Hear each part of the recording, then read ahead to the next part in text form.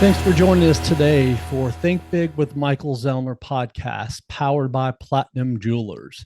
Joining me today for episode 135 is Memphis Mayoral candidate and Sheriff of Shelby County, Floyd Bonner Jr.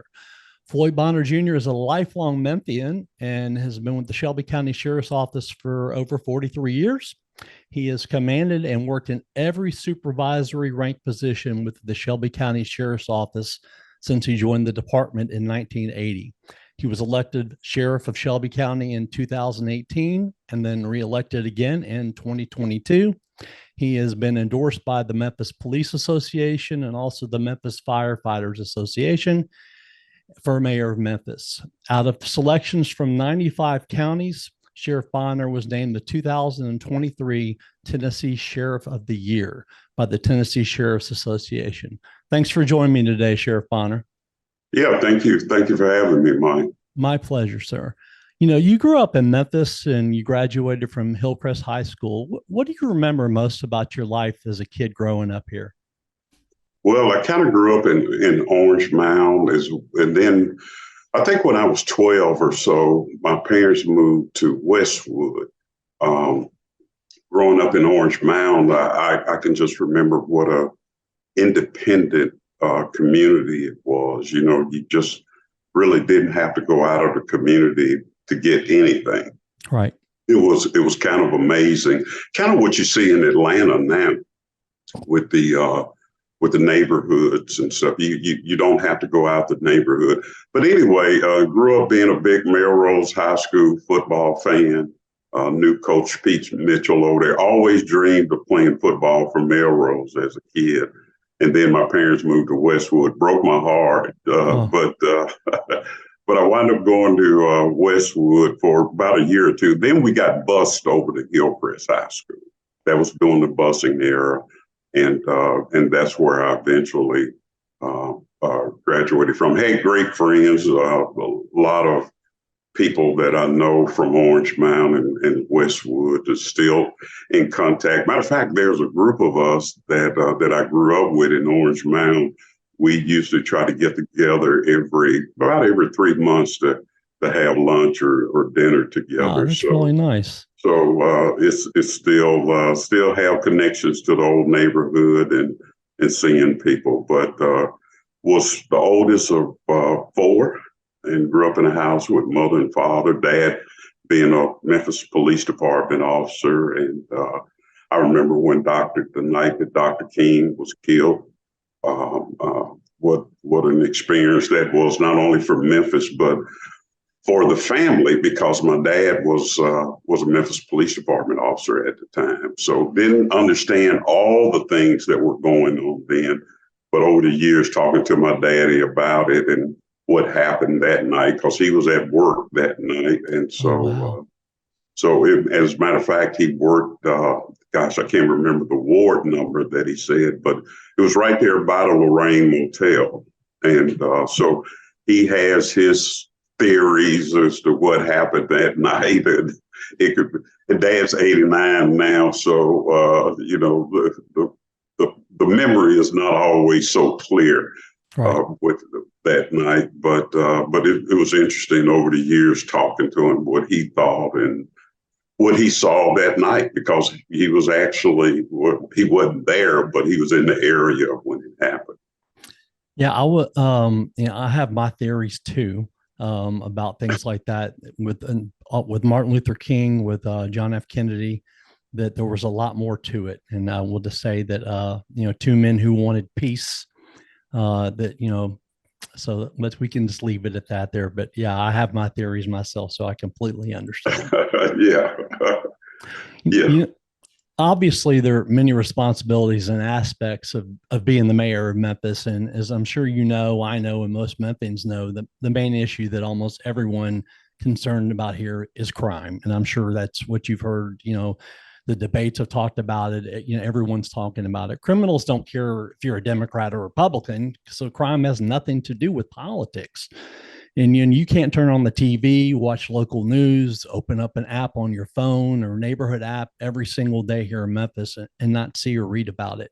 You said, quote, Starting on day one, we're going to focus in on crime. We're talking about criminals and trigger pullers, the ones that are out on the streets and in violent crime. We're going to do something about it. Ladies and gentlemen, let's be frank. It's going to take 2 or 3 years to hire enough police officers, and we can't wait.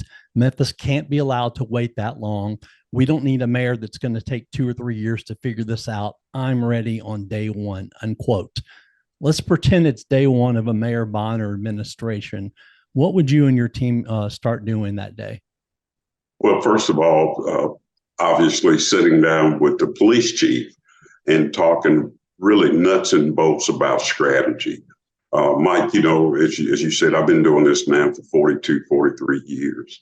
One of the things that we've been talking about on the campaign trail is our desk to duty plan. And that's to get officers back out on the streets that are doing things like in precincts, taking reports. When you can go to any precinct and it's going to be an officer or two hanging around the precinct for various reasons, but just there on the desk duty. That's another body that we can put out on the street. You can look at the public information office. Do we really need as many officers there as we do being out on the streets? I know with the sky cops that are all over town, there are 5 to 6 officers that's their duty to just go around fixing sky cops. Why can't we hire a civilian group or whoever's some type of maintenance crew to go and do that? It's just about using your resources properly. And sometimes in a large agency, people kind of get lost in the shuffle, if you will.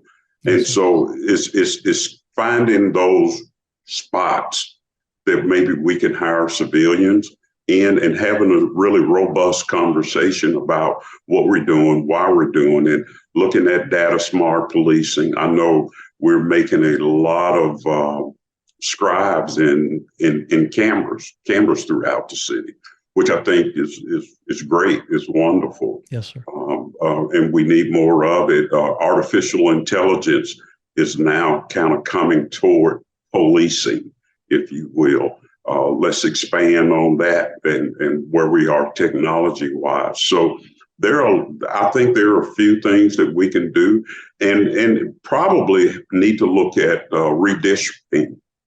And what I mean by that is some of the precincts are so large that are we really fighting crime with such large precincts, or can we move the boundary lines to put more cars in a particular area, especially a problem area? So it's just about looking at the resources and providing the citizen the level of safety that they need. Now, again, I've said it's going to take a few years to get to that number. And I know I had one person say, well, same thing the current mayor is saying, but I think I bring a unique perspective to policing, doing it for over 40 years. I think of some different efforts that we can try in recruiting. For instance, going to states that have state income taxes. A lot of time, I just met a couple at a retirement home that moved from, I think it was somewhere up north on the northeast coast. And the reason I asked them, why did they move to Memphis? And they were saying just state income taxes, that, they were just absolutely getting hammered on their retirement and state income taxes. So, it's kind of thinking outside the box a little bit. We looked at the Best in Blue campaign now for 5 or 6 years. And I think it's a little stale. It's a great commercial, but sure. But let's freshen it up. Let's rebrand it, if you will, and let's do some different things. And then even when it comes to recruiting, everyone will tell you, yeah, we go to churches, we go to military institutes, and things like that. But not only are we going to recruit in states with state income taxes, let's take a look at some of these small surrounding towns that a kid might want to just maybe come to the big city, you so to speak. And so I don't know how aggressive we are taking that approach. We don't have to always go to Dallas, Houston, Louisville to find, officers, but we've got to find, we could be looking locally and getting some here locally. That kid may or may not have been thinking about a police career, but when you approach them and you tell them about the benefit packages and so on and so forth, then they might have a change of heart and saying, you know what, MPD is where I want to be. Mayor Strickland, with his 14% raise of just police and fire, I mean, I think I know they are. They're the highest paid law enforcement group in the area now. So, and that was one of his goals in talking with him personally that he wanted to do. And so he outspent me as the sheriff. I couldn't afford a 14%, but I did give ours another 5%. So just trying to stay close to them. So, because a lot of times we're fishing out of the same pond. Right. And so, and that obviously the young people now are a little bit different than when I came on, as far as, what they're looking for and what really attracts them to a job, to a career. So we've got to pull out all stops, and then taking a different approach of maybe hiring a professional marketing firm. I think a lot of times the HR group, if you will, does the marketing for MPD. But desperate times, it calls for desperate measures, and we've got to spend the money to try to shore up those numbers, because we need these officers. We need these young men and women here, not only here in Memphis, but in the surrounding areas, to protect our community. Are you shopping for a new watch, an engagement ring, any kind of jewelry at all? What's up, Memphis? This is Jaren Jackson Jr. from the Grizzlies, encouraging you all to shop where I shop, Platinum Jewelers here in Memphis. Platinum Jewelers has a big selection of earrings, stockable rings, luxury watches, necklaces, bracelets, really whenever you need. 9387 Poplar next to Fresh Market in Germantown. So if you need anything jewelry related, go to my spot, Platinum Jewelers. How do you plan to address the root causes of crime, such as high poverty level here, unemployment and lack of education, for so many people? Well, we can start with the schools, Shelby County, Memphis and Shelby County schools. Obviously, we would hope that they would do a lot better in educating our students. Now, I'm not going to put it all on COVID, but I think we can all realize COVID changed all of our lives for 2 years, I guess, and hope that anything like that ever happens again. I was concerned, my sons, or my wife and our sons, they're grown men now. They're married and have their own families and don't even live in Memphis anymore. But we lost 2 years of, I think, of really education for the kids, for our young people. So now what we've got to do, those that don't want to go to college, and we know that there's, kids want to be entrepreneurs. They want to do other things besides going to college, which that's okay. But the city of Memphis has to provide more after-school resources, tutoring, mentoring, after school. And then we've got to take a holistic approach to all of this. We've got to work with the nonprofits and the after school. And the city can help with that in vetting the right nonprofits now. And there's 14,000 nonprofits across Memphis. And so I'm not saying give money to all of them, but there are some that are really doing the work out there.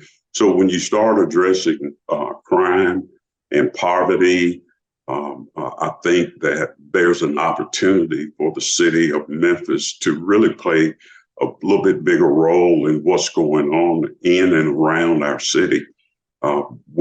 Even when you look at their summer youth program like Employ, I think Director Griffin sees close to 500 kids we've got to expand that, but not only, Mike, to put them in a international paper, for instance, where you take a 15, 16-year-old and you let them work out an international paper. Well, you know as well as I do, that sometimes when you're the adult and you're doing your work, you're not going to take the time out to show all the little things that a person needs to know about a particular job. Right. So what does that kid do during that downtime where they're on their phone, they're texting someone? So what are we really teaching them? That you can go to a job with a shirt and tie on and play on your phone all day and still draw a paycheck? Right. So why not take that employee program, and for the kids that don't want to be in that office setting, let's turn around and let's put them in a skills or VOTEC type training and still pay them, but you're learning a skill, something that you may or may not want to do, but gosh, we're going to always need plumbers and electricians and roofers and carpenters. And I was talking to the Home Builders Association about that. They're starving as well as far as workforce. So let's not so much gear it toward working in an office setting. Because some kids are just good with their hands. Yes. We've taken VOTEC out of high schools, unfortunately. And so let's teach a kid how to do something with their hands and make a great living at it. I didn't know that it took VOTEC out of high schools. Yeah. It's been out for years. And so, it's some basic things that I feel like that we need to get back to. But since the city of Memphis has gotten out of the school business, if you will, the voters voted on it. They didn't want to, they wanted the county to fund it. Yes, sir. And so I get it. But still, we shouldn't just wipe our hands of the schools, because these are our kids in the inner city, and these are the kids that are the future for our community. Absolutely. We've all heard the saying, a few bad apples can spoil the whole bunch. Unfortunately, if there is a bad police officer or a few that do something horrible, which obviously has happened. We know what happened earlier this year. Many times all police officers are affected by this, because then everybody wants to say, all police officers are bad, which we know that's nothing can be further from the truth. There's 800,000 police officers nationwide, and almost all of them leave their home every day to do the job right. And protect the public, from bad people. Right. As mayor, what strategies will you employ to improve police community relations and increase the trust between law enforcement and the public? Well, I think that's going to take some hard work, but I tell you, even as sheriff now, Mike, I see it in the community. I think a lot of the overwhelming majority of the community understand that these were just, excuse me, these were just a few bad apples that happened. And that overall, we do have a good police force, and the men and women are working hard each and every day to gain that trust back. Is there some work to do? Yes, it is. But, as sheriff, I go 7 days a week, just being out in the community and talking with people and making sure that, that they can touch you and have that conversation with you. And I think that's what's more important than anything else, because you never know who you're going to influence. Absolutely. With just having a conversation with them. So yes, we do need to get back to community policing, but right now, let's just be frank and honest. We're just scratching the surface with community policing right now, just because we don't have enough officers to answer the calls, if you will, and to do being present and visible to curtail crime. So they're in the big picture of things. I think there will be opportunities in the near future. But even now, the officers that are working now, if they would just take the opportunity to stop, go inside a business, just to say hello and show themselves, excuse me, show themselves friendly. I think, we're on the right track with gaining that trust back with the community. I've always thought and said that I believe there are way more good people than bad ones. It's obviously impossible to eliminate crime, but over the last 15 plus years or so, social media has grown to levels they have, and people can hide behind a phone, a computer, and say almost anything they want to about somebody or something on there. I remember I got on Twitter a few years ago and got off within just a couple of days because I'm like, people on here are brutal to each other. Right. I'm like, just mean.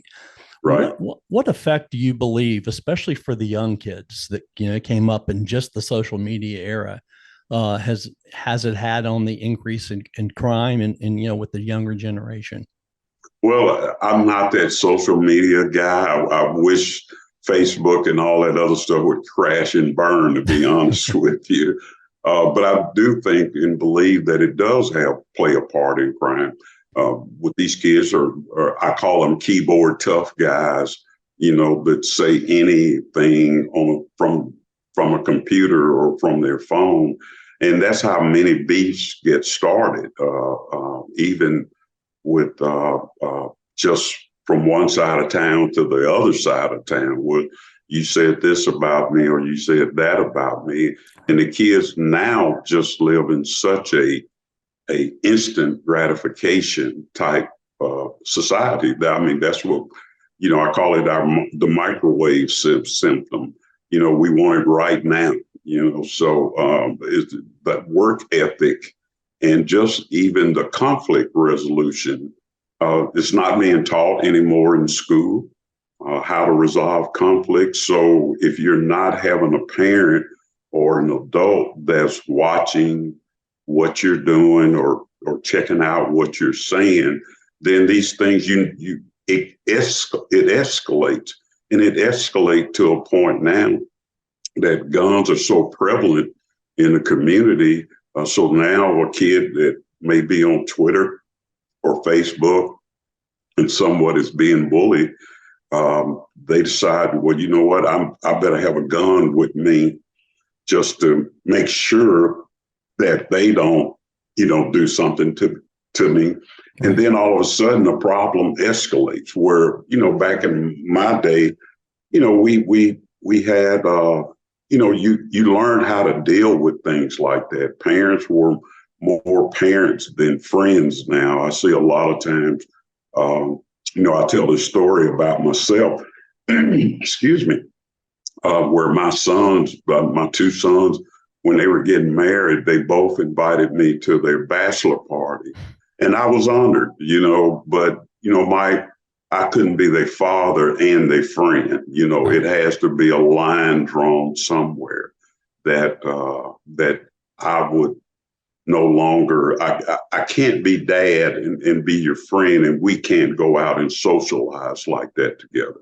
Now, obviously, with them inviting me to their bachelor party, I'm very close to both of my sons, and I appreciate it. But, as a parent, as a father, I realize, too, that it has to be a line drawn somewhere where, I don't cross over, they don't cross over. So I think a lot of times now when we see, and especially young parents that are not equipped, if you will, to be good parents or what we thought were good parents or good grandmothers and stuff. A lot of times now grandmothers now are no longer the blue-haired house coat wearing grandmothers anymore. You got grandmothers now that are in their 40s, and still going out and having fun, going to the casinos, clubs, and shows, and, the various things. So it's a different generation now. And so we have to pivot, and we have to do things that kind of bring that family generation back. But we need parents to help. We need parents to be parents and do what they should be doing as parents. A couple of things I remember as growing up a kid in the 80s is that we used to eat dinner at the table every night. Sure. That was part of it. And I didn't get away with much. It was the belt or the switch, that happened there if I did something wrong. And, the kids today, especially, someone could be 22 years old today and, be born after, what happened on 9/11. The lack of empathy that I see and the lack of wanting to take personal responsibility for their own actions is very prevalent today, especially, in social media. Absolutely. And I think it's just a generation that has somewhat gotten away from us. Again, we've taken a lot of things that could have helped out of the schools. And then what you mentioned, my wife and I, we had dinner, or we tried to eat dinner with our sons on a regular basis during the week, and not so much talk as you did listen. Right. And you listen to what they're telling you that's going on in their lives, their friends' lives, and you would be surprised at all the valuable information you could retrieve by just listening to them. And so we listened a lot. And then we would make determinations, well, no, you're not going to go here, or no, you're not going to go there. You're not going to hang out with this person. And little did they know it was based on the things that they were saying about, various friends. So, again, it goes back to having good parenting skills, or just, I hear parents say now that, well, I'm not going to raise my kid the way my grandparents or parents raised me. Well, what was wrong with that? It didn't kill you, grandmother, grandfather, or mom or dad might have been a little hard on you and stuff, but they were probably hard, if it was a good reason, that they were hard on you because they only wanted the best for you. They love you. They wanted the best for you. So there's sometimes we kind of get away from, as they say, the good old days, and the good old days were good old days, if you will. And so we've lost a lot of valuable parenting skills and life skills over the course of the years. And with the social media platform now, instead of, you could go out to dinner and you see a family, and you'll see I've seen where everyone in the family was on their phone instead of having a conversation, Right. Right. And so, and you go like, okay, what is going on in their lives, or where, even you're at a restaurant having dinner and you can't interact with each other because everyone is on their phone doing their own thing. And so, you try to take an approach that look, everybody's off their phone. We're going to interact with one another. We're going to talk to one another. And get, just get to know each other a little bit better, so to speak. Absolutely. Yeah. How will you work with local businesses and community organizations to, help create jobs and economic opportunities for at-risk youth and communities? Well, that's a very good question. And when you start talking about working with local businesses, especially small businesses, my wife is a small business owner after retiring from the federal government. She has a small business now, and I see her struggles to compete in a market with big businesses and other companies. Even getting paid on time, and she does some contracting with various people, but small businesses depend very much on a payroll that, being paid on time. So when you start working with kids, again, going back to what we talked about earlier, workforce development, we've got to get kids involved in these TCAT schools. They built a TCAT school out in Bartlett, and that school was specifically built for Blue Oval. And but you do have more tech and a couple of TCAT schools. Well, one downtown as well. Then you have the one out in off Tullahoma that I think specializes in airline mechanics. And so, and then even with Tennessee Promise, I don't know if we're talking about it enough, about these opportunities to our young people, or we're advertising it enough. Right. Even if we're going to do it on social media, which seems to be this younger generation's choice of how they get their news and how they get their outlet. It's just a matter of we've got to find a way to reach out and touch them on a regular basis. That, okay, let's get the basics done, which is a high school diploma. Okay, even if it's a GED. Now, once we get that high school diploma and GED, then what do you love to do? What do you are you good with your hands? Do you think you want to go to college? And so, it's really about just really making a big effort to get into the communities and finding out what the needs are. Our 38126 zip code is one of the poorest in the country, if you will. And so when you look at 38126, then to me, you have to take a laser focused look at, okay, high poverty is there. Okay, but let's drill down a little deeper. Why is it that way? What's going on in the community? What are the opportunities or the lack of opportunities that all of these young men and young women are having? And then what resources can we pour into that community to help build it up, if you will? And so, how do you eat an elephant one bite at a time? So we've got to figure out ways and creative ways to get to these young people and provide them. Everyone's talking about Blue Oval, and Blue Oval is a tremendous opportunity here in the Mid-South and especially the Memphis area.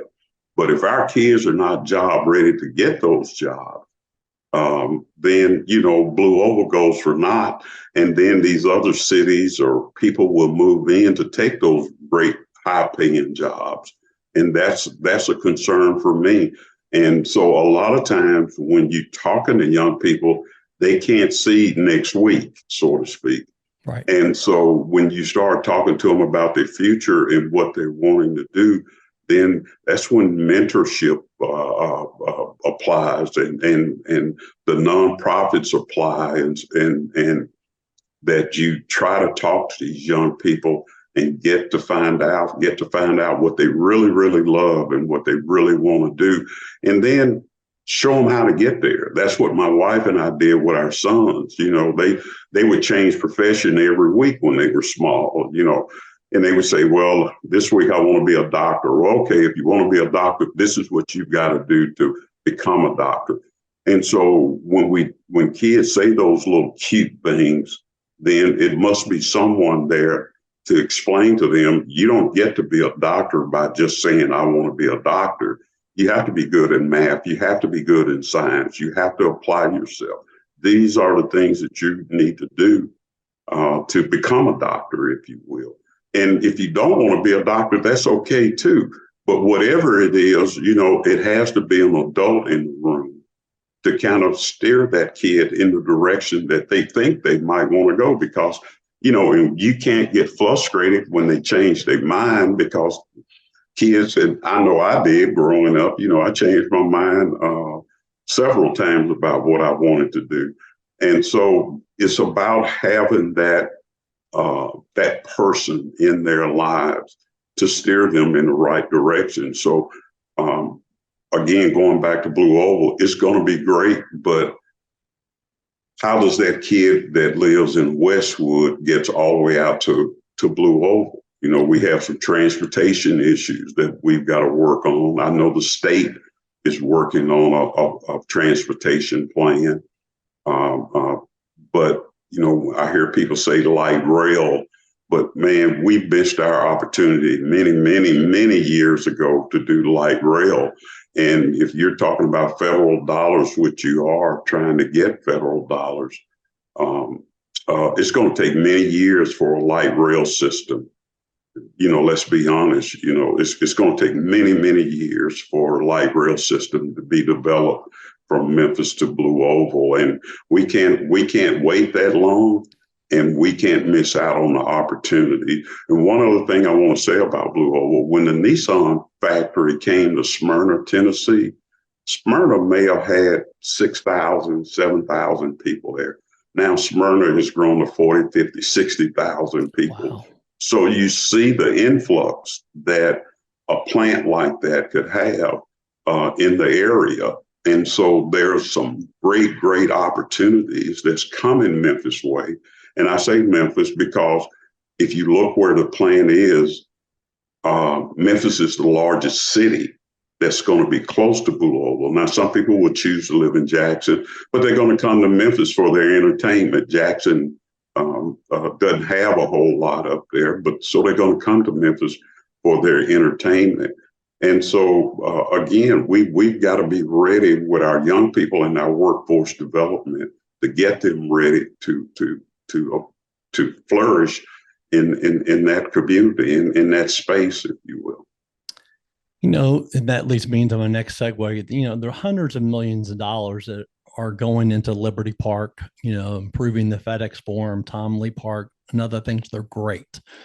But I believe that unless we spend money in our poor neighborhoods, developing nice community centers for the children, with the right people running them, that these kids can trust and see that have their best interests at heart, so that they see they have a chance to do something good with their lives and not turn to gangs and drugs and guns.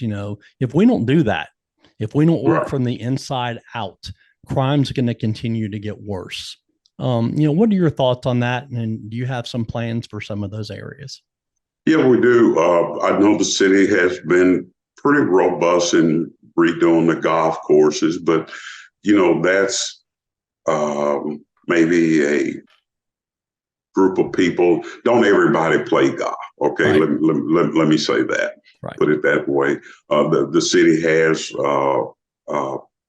rebuilt some or redid some of the community centers and everything. But Mike, Memphis is about to receive and not receive, but be able to capitalize on the $50 million debt cliff that's coming, which is going to be in about 2 years or so. These are loans that Memphis, the city, has paid off. So this is going to be 50 up to, it may be a little bit more, $50 million that's going to be reoccurring in the budget every single year. So there are going to be some great opportunities to revitalize neighborhoods, revitalize community centers, because I think that's where the mentoring and the tutoring and things like that will have to occur. And like you said, hiring people that kids will trust, because I see it now, even with our juvenile facility, kids want a constant and they want someone that they can trust. So if we can provide that for them in the community center, the mentoring piece and the constant, if you will, with good paying jobs for these young people, because we've got to invest in them. We've got to invest. They are our future. And these inner city kids, young people are we got to show them there is a way out. There is an opportunity, even for you. You might grow up in bad circumstances, but if you just stick to the course and you have that encourager that's in their lives to keep them on the straight and narrow, if you will. And that's not necessarily always true too, because even trying to keep someone on the straight and narrative, we all slip sometimes. We all will make mistakes, make bad decisions, but we don't throw them away. You learn from your mistakes, and then there are consequences to your mistakes. So we don't give up on them, but we just keep pushing them a little harder and getting them to understand that just because you grew up in 38126 doesn't mean that that's where your life is going to be at 38126. You can move to another zip code or another city, and well, hopefully they stay in the city. But you have to show them that there's another opportunity, and building up the inner city and investing more in our kids, I think is the way to go. Yeah, because we talked about it, a lot of times they don't have it at home. And, Right. and back, I believe in the 60s, 70% of African-American households had two parents, and now it's in the 20%. And so a lot of times they don't have that mentor at home. One of the parent, if they do have just one, they're working. And so then what do the kids do? A lot of times they get caught up and, see the gang members, the drug dealers, Right. how much money they're making and all those things. And they think, oh, that's my way out. They have to Right. see there are better opportunities than that in order to have a good life. Yeah, I think so. But I'm encouraged by what I see in the city. Ministers, churches are really starting to step up. Awesome. Fraternities and sororities are really stepping up. And a lot of times I get, what can I do? What can we do? So there are a lot of people out there willing to do, or they come up with their own program, but you just have to be supportive of that program. So when you look at that and you see is very promising for the people that are really wanting to do something, but they need direction sometime as well. Where can I help? And again, going back to the old adage of how you eat an elephant, one bite at a time. So we've got to put some things in place. City government can be the lead on those things. Again, talking about how many nonprofits are here in the city is such a big number, but you've got to vet the nonprofits. You got to make sure that they're doing the work that they say that they're doing. And the big buzzword in that realm now is evidence-based.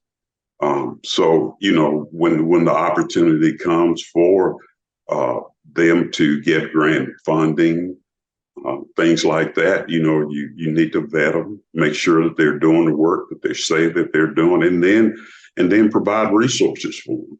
Right. One thing I read about a lot online is how sick and tired people are that criminals get low bail or no bail, and they're back out in the street right away, almost right away sometimes. And then they continue to commit, both, nonviolent and violent crimes because they know many times there are very few consequences for their actions. You said, quote, "It's time we stop coddling criminals and stand up for victims. It's time we stop letting out-of-state money dictate policies in our community," unquote.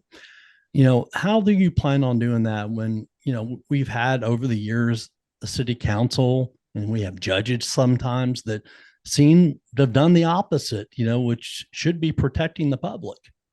Well, as the mayor, I think you have what we call the bully pulpit, that you can call these officials out, and we've got to do more calling them out and letting the public making the public really aware of what's really going on throughout the criminal justice system. I think, I've stood with truth in sentencing where now if you're a convicted felon, instead of doing 30%, you're doing like 80 to 85% if you're caught with a gun again. And we have got to do a better job in bail reform. I just, I was in on the ground floor, if you will, on those conversations and what that would look like. But like with anything else, when it's not working, then what do? You go back to the drawing board and you readjust and you make changes and you do what's best, because at the end of the day, the citizens is, that's who we work for, the taxpayers. We work for them, and if it's not working, it's nothing wrong with saying, okay, we tried this, so that didn't work, so let's try this instead. And so when you start talking about bail reform, I don't think anyone or a very small part of the population here in Memphis would agree that the bail reform program is working as well as as we would have hoped it would. I was with our former DA when she started focused deterrent. Now, where you kind of horn in on repeat offenders and you give them the hard message but then you also provide resources for them. So there have been many programs like Focus Deterrent, but we've got to find something that truly, truly works, that if you want to get out of that rut, if you want to get out of that life of crime, what Focus Deterrent would do was provide you with food, provide housing, provide job opportunities. And, even though these are adults, but the people that I know that I've been involved with over the years with Focus Deterrent, they really care and they want to see that person thrive in this community. But you've got to have the will and the want to pull yourself up out of that rut, if you will. We just can't keep throwing money at it. I mean, you've got to show that you want to do something as well. You've got to take responsibility and say, you know what, I'm going to stick with this. May have not have stuck with anything in their entire lives, but you've got to have the mindset that, you know what, I'm going to do it. I heard a guy at the Office of Reentry that came up and he spoke, and I was so touched by his story. And when he talked about how he sold drugs in this community, and the guy literally, he apologized. He apologized to the community for the havoc that he wreaked when he was out there in the world. And he decided when he went to prison, he decided that he was going to learn a trade and learn how to do something. And young man opened up a small engine shop, and he's hiring. He has 2-3 employees now, and he gives back to the community. It's the good stories like that we never really hear about. Exactly. We don't hear about those kind of people that really changed their lives and decided to change their lives. But he had to be slowed down, if you will, to really catch his breath and really decide, okay, do I want to keep continuing to live this life, going to prison and not seeing my children grow up, or do I really want to try to make something out of myself? You would have been amazed at his story and the level of, you could tell the guy was smart. He was really intelligent, but he had just somehow or another slipped through the cracks, if you will, right, in the neighborhoods. And but he is one that is truly, truly, was going to make a difference, because he may have started off with a small engine shop, but who knows where that business could go to. And so when you have those, when you see those type of young people that are really doing it, I mean, heck, he's got, and he's even out in the streets mentoring the young people. Nice. That he sees just kind of going down the path that he was going down, a path of self-destruction. So, those are the people that we all should be, throwing ticker tape parades to, just showing that, hey, he did it, you can do it as well. Absolutely. Sheriff Bonner, in my opinion, we need more police officers in our city. I think that we've lost around 500 or so for the last 10 years, and they're somewhere around 2,000 now, I believe. The sign-on bonus program hasn't seemed to work as well, I believe, as they hoped. I know they've lowered the standards, for police officers to come on. And, and I personally know a lot of police officers that they walk on eggshells now and doing their job because they're afraid of losing their livelihood and pension. What can we do to change that? Well, I think if you go back and you look at the city council ordinances that were passed, I think that um, uh, has a lot of the officers on eggshells, if you will, and fearful of their job. So I think the morale is low at the police department, and we've got to do something to even help those men and women to get back. And part of that still is community policing. And what I mean by that is that they need to feel the love from the community, Yes, as sir. well as them showing love to the community. So it's a two-way street there. So, but they've got to know that the community is for them and is supporting them. And I think that we can get back to that with the right leadership, especially in the mayor's office, going around to the precincts, talking to the officers, doing roll call, letting them know that you're supportive of what they're doing and what they're trying to do. And this will pass. We should never want to go back to where we were. I think coupled with the DOJ investigation that has now come to Memphis, and I've been a part of DOJ's investigations before. You welcome it, and but at the end of the day, you're hoping that it's going to make you a better agency, a better.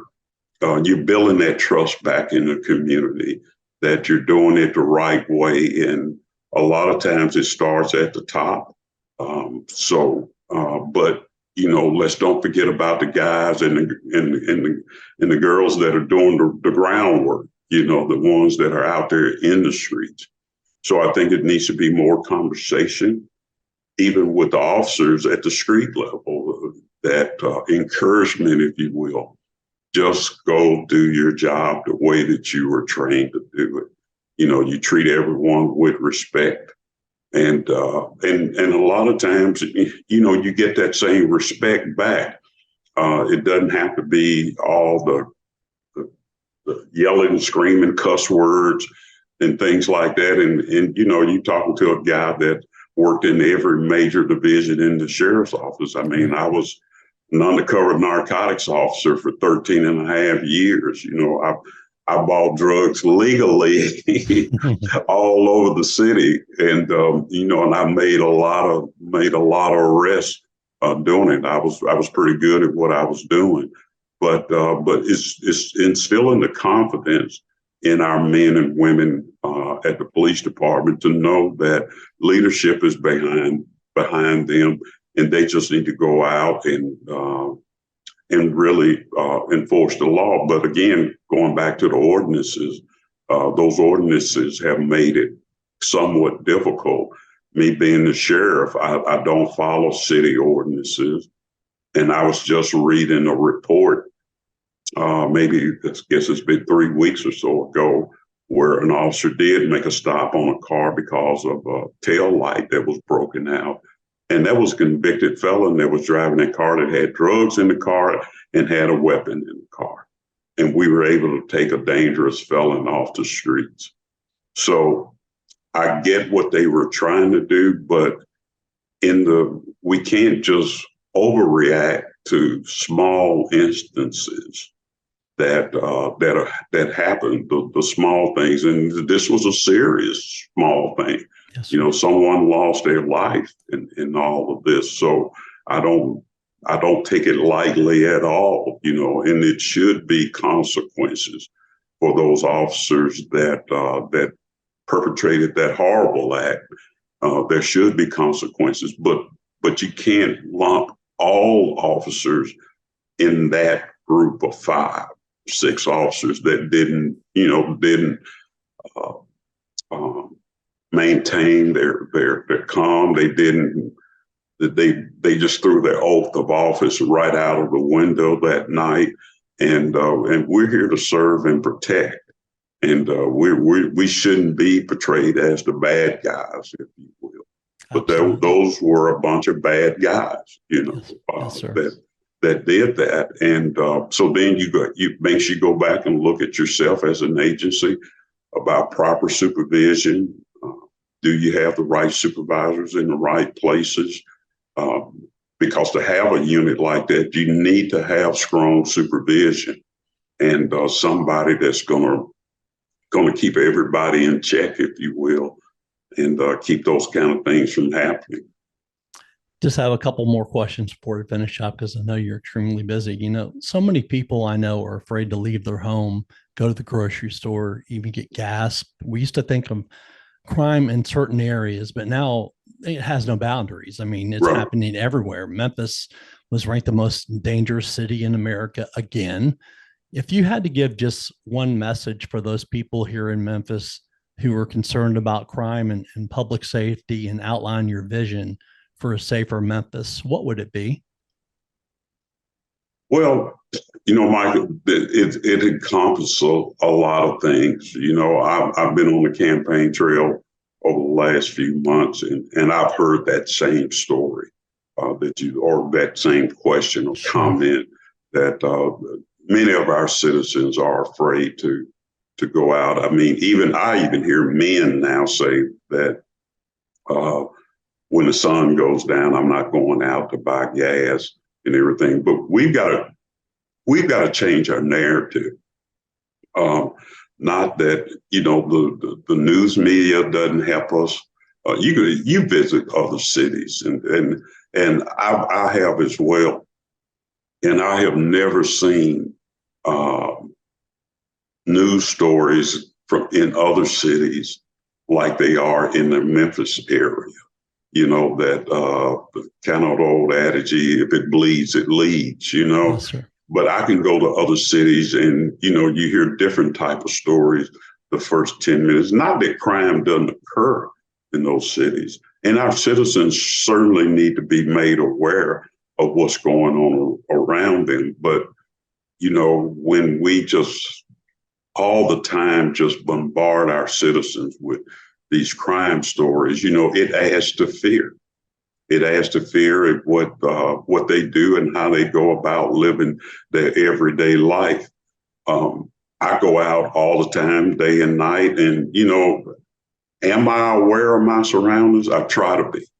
When I pull up if I stop at a little store to get a soda or something, I'm going to look before I jump out the car. It's just things that you need to do as a person to keep yourself safe. If I'm out pumping gas or putting gas in my wife's car and it's at night, I'm looking, I'm kind of looking around. So until things get a little bit better with our community, then, you just got to be aware of your surroundings and the people that, that you're around. So I think better days are ahead for our city with different programs and workforce development, trying to dig some people out of poverty. And again, I don't want to put everything on COVID, but COVID really, really, rocked our community. So many things were shut down during that time. And well, everything was shut down. Right. And so we saw a proliferation of crime coming out of COVID. Because of some of the things that we had discussed earlier. But again, better days are ahead for us. And with the right leadership, I think with a concentration on law enforcement and crime and holding criminals accountable and even holding parents accountable for some of the things that their juveniles are doing. It's just unfathomable to me that you raise a child and you don't know where they're at and who they're hanging out with and what they're doing. Again, go back to the conversation we had earlier.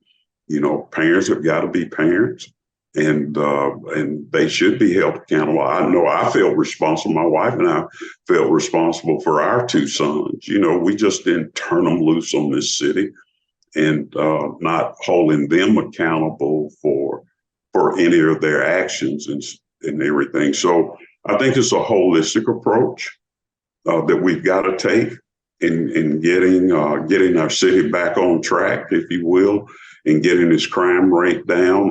I don't think you'll never ever eliminate crime. I don't care where you live at, but we can tap it down a lot better than what it is right now. And that goes to getting enough police officers as well on the street. I think when Memphis had one of their lowest crime rate is when we had 2,500 officers. Yep. But right now we're sitting at about 2,000. And then a lot of people don't know is the equipment. Memphis went about 2 cycles of not buying police cars. And so now they're crippled. I saw this happen at the sheriff's office many years ago when we wouldn't buy cars for a couple of cycles. And I'm telling you, we were literally walking before we got our fleet back up to where it needs to be. And as sheriff, I've made sure that our fleet never gets back to that shape again. But I know over in one precinct, you might have 5 to 8 officers waiting on a car to come in just so they can go to work. And so if you don't have enough cars to put those, you're talking about 6 to 8 officers that's sitting in a precinct because they're waiting on a car that's already been drove for 8 hours, that's getting ready to be driven another 8 hours. And so, it doesn't take long to deplete your fleet. Right. So, there are logistics things that I know about. And as the mayor, I want to work on to get some of these problems solved so we can all feel safer. I would be surprised if Memphis could do very many overtime details just because they don't have the cars and the equipment to do it. Yes. You and your wife, Audrey, have been married now for over 40 years. Tell us just a little bit about her, how you met, your secret to a long, wonderful marriage. Well, it's a funny story how we actually met. Both of us were working at a grocery store, Fred Montese's over on Shelby Drive. And I had a good friend of mine, he's deceased now, his name is Joe Newsom. And we saw Audrey coming to work. She was brand new at the grocery store. We had been around for a few years and everything. And we saw her working. We were laughing, saying, well, we weren't laughing. We were talking, saying, wow, she's kind of cute, So we bet $5 who would get her phone number first. Well, Mike, I was broke that day, and McDonald's was right there by us. So when we shook hands, I immediately went over and I asked her for her phone number. Could I call her sometime? And she gave me her phone number. So I went back to Joe and I told Joe, you owe me $5, so he paid me by $5 and I had lunch money for that day, but I did call her for about 3 weeks or a month, because I was just trying to get to $5. But when I called her, we started dating and found out, as they say, the love story occurred, fell in love, and we dated for 5 years because my wife actually tells us we've been married for 45 years, but we dated for 5 years before we got married. But she's everything to me. She's just a tremendous woman. We were talking last night, and ironically, we were talking last night and we were just kind of doing a recap of life, if you will. And I told her, I said, I'm so proud of her for what she's been able to accomplish because she paid her way through school herself. She went to the University of Memphis and received her degree. And then she went on to Christian Brothers and got a master's degree. And, she didn't bother her mother or father with the cost of going to college and everything. She worked for it, and so she worked her her entire way through bachelor's and a master's degree. And she didn't grow up. She grew up in a household with a mother and a father, so it's no hard luck story there. Her dad, who's now just passed, but he was kind of hard, and but she pulled herself through it. So We've been married now for over 4 years, have 2 sons, 3 grandchildren, and both of our sons are married. They both live in Atlanta. So don't get a chance to see them or the grandkids as much as we like. But man, it is so cool being a grandpa. Yeah. Speaking of your sons, Elliot and Trey, what in your grandchildren too, I can't imagine, the joy that they've brought to y'all's lives. Oh, absolutely. Trey, our oldest son, he played football even all through college and graduated from Tennessee Tech. And Elliot was our baseball player. And he started off in Jackson, Tennessee at Jackson State. And then he went on to Florida A&M and he played down there.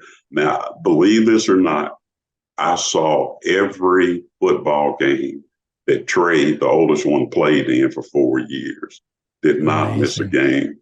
And Awesome. but the youngest one, Elliot, I couldn't make that many baseball games. And they were playing in a MEAC conference, and they were playing all up and down the East Coast, and as far west as Texas.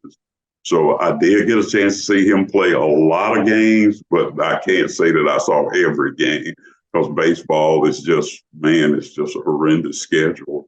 But very proud of my boys. They both went on and received their degrees from their respective colleges. And Trey has even gone on and received his master's degree from Mercer University in public health. And he works for the Center of Disease Control in Atlanta. And his wife is a nurse. Elliot works for a management company in Atlanta, and his wife is a doctor in psychology. Awesome. So they've done well for themselves, and I'm so very proud of them. Elliot and his wife have a little girl, and Trey and his wife has twins, a girl and a boy. So I'm kind of trying to get used to the girl thing. Just raising 2 sons. Yes. Really didn't know how to deal with little girls, but they are a joy. I mean, they really are. It's nothing like a grandparent, I tell you, it is so cool. That's awesome, Sheriff. Yeah. Once again, I'd like to thank our sponsor for the show, Platinum Jewelers. They are located at 9387 Poplar Avenue in Germantown, right past Johnson Road on the right-hand side. If you'd like to know more about Sheriff Bonner and his vision for Memphis, you can go to his website at electfloydbonner.com and check it out. With early voting starting this past Friday, I know you're super busy right now. So I really appreciate you coming on Think Big podcast today. And thank you so much for your time, Sheriff Bonner. Well, thank you for having me. And hopefully everyone will go out and vote Floyd Bonner for mayor. All right. Thank you, sir. Have an awesome day and good luck in the election. Thank you. Thank you, sir.